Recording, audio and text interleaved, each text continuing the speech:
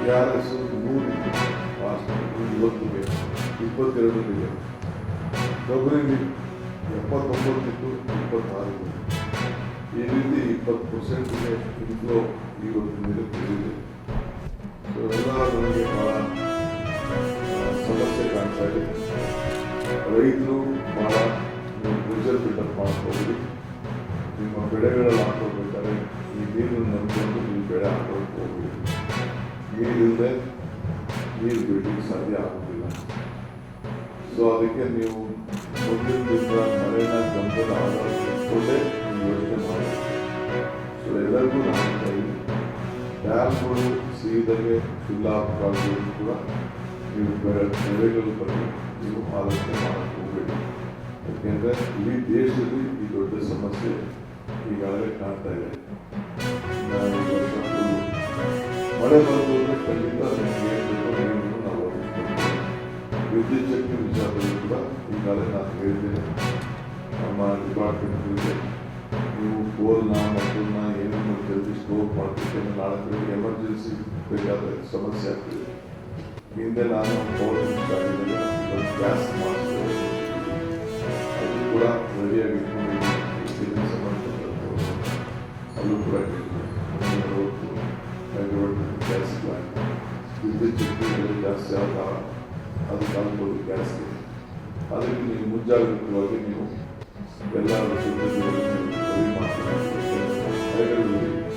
ನಮಗೇನು ಇನ್ಫ್ಲೋ ಬರಬೇಕು ಆ ಇನ್ಫ್ಲೋ ಬರ್ತಾ ಇದೆ. ಸೊ ಅದರಿಂದ ನಾವು ಭಾಳ ಹುಷಾರಾಗಿರಬೇಕು. ಅದಕ್ಕೆ ಜಾಗೃತಿ ಮೂಡಿಸಿ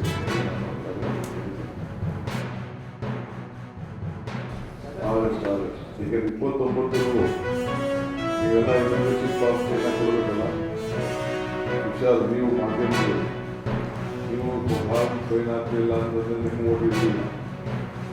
ಎಲ್ಲ ನನಗೆ ಓಟಿದೆ 40 ವರ್ಷದಿಂದ ಇದೆ 50 ವರ್ಷದಿಂದ ಇದೆ ಅಂತ ನೀವು ವ್ಯಾಪಾರಕ್ಕೆ ಹೋಗಿ ದಯವಿಟ್ಟು ನೀವೆಲ್ಲ ಯೂನಿವರ್ಸಿಟಿ ಫಾರ್ಮ್ನ ಎಲ್ಲರೂ ಖಂಡಿತ ಸೈನ್ ಹಾಕ್ಕೊಟ್ಟಾಗ ಮಾತ್ರ ಓಟ್ ಇರ್ತದೆ. ಆ ಮನೆ ಯಾರು ಇಲ್ಲ ಅಂದರೆ ಹೊರಗಡೆ ಕೆಲಸ ಮಾಡ್ತಾ ಇದ್ರೆ ಅಲ್ಲೂ ಕೂಡ ಅವರು ಬಂದು ಅವ್ರ ಮನೆ ಪರವಾಗಿ ಆ ಮನೆಯ ಮುಖ್ಯಸ್ಥರು ಯಾರಿಂದ ಬೇಕಾದ್ರೆ ಅರ್ಜಿ ಹಾಕೊಡೋಕ್ಕೆ ಅವಕಾಶ ಇದೆ. ಆಮೇಲೆ ಕಂಪಲ್ಸರಿ BLOಗಳು ಮನೆಗೆ ಹೋಗ್ತಿರ್ಬೇಕು.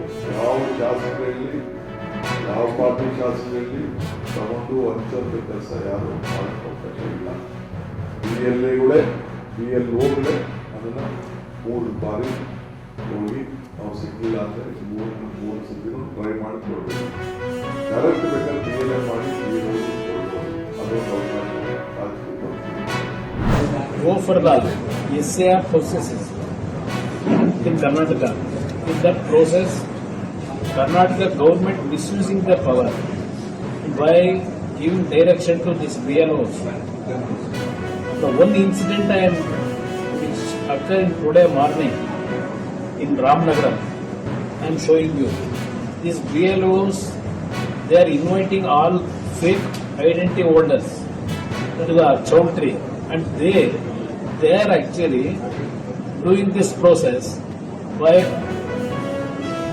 additionally they are putting in the voter list the fake voters. Already in Karnataka, more than 25 lakh Bangladeshis who are living here.